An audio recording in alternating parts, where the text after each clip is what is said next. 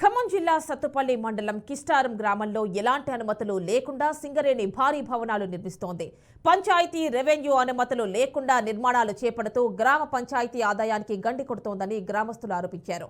వ్యవసాయ భూములను ఇళ్ల స్థలాలుగా కన్వర్షన్ చేయకుండానే నిర్మాణాలు చేస్తున్నప్పటికీ అధికారులు పట్టించుకోవడం లేదని అన్నారు. ఇక సోలార్ ప్లాంట్ నిర్మాణానికి కూడా ఏర్పాట్లు చేస్తున్నారని, షైలో బంకర్ నిర్మాణానికి కూడా ఎలాంటి అనుమతులు తీసుకోలేదని తెలిపారు. గ్రామ పంచాయతీకి 32 లక్షల ట్యాక్స్ కట్టాలని సింగరేణికి ఎన్నిసార్లు నోటీసులు పంపించినా స్పందించలేదని గ్రామ పంచాయతీ అధికారులు తెలిపారు. తమ ప్రాణాలకు ముప్పు వాటిల్లుతున్న సింగరేణి మాత్రం తమకు అన్యాయం చేస్తోందని ప్రజలు వాపోతున్నారు.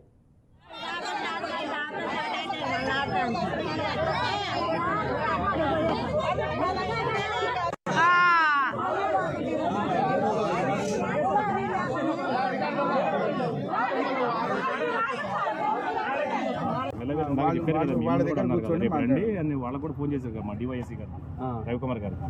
ఇప్పుడు ఆయన అక్కడ రోడ్ వేస్తున్నారు దగ్గర, ఆయన డివైఎస్సీ రవికుమార్ ఉంటాడు. ఇప్పుడు ఆయన అక్కడ ఉన్నారు. నాలా పర్మిషన్ లేకుండా మీరు అసలు దీన్ని ఎట్లా డెవలప్మెంట్ చేస్తున్నారు సార్? మీ కంపెనీకి అవమానం కదా. ఏదైనా రేపు పొద్దున ఏదన్నా అయితే అంటే దీన్ని మేము ఎట్లా భావించుకోవాలి చెప్పండి. అది చెప్పట్లా చెట్టు వారికి వాళ్ళది ఒకటి లేదు. మీకు ఒకసారి చూపెడతాం బంకర్ పిల్లరే. ఆ బంకర్లో గారే మసిని ఆ ఉన్న పొలాలకి డ్రైనేజీ కలిపారు మసి.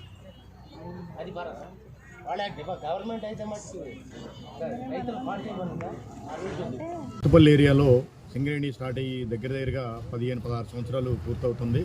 మా గ్రామాన్ని అప్పటి నుంచి ఇప్పటి వరకు కూడా సింగరేణి కార్యకలాపాలకి వాళ్ళు బొగ్గు తీయటానికి అయితే, డంపింగ్ యార్డ్కి అయితే టోటల్గా మా గ్రామాన్ని భూములన్నీ కూడా తీసుకోవడం జరిగింది.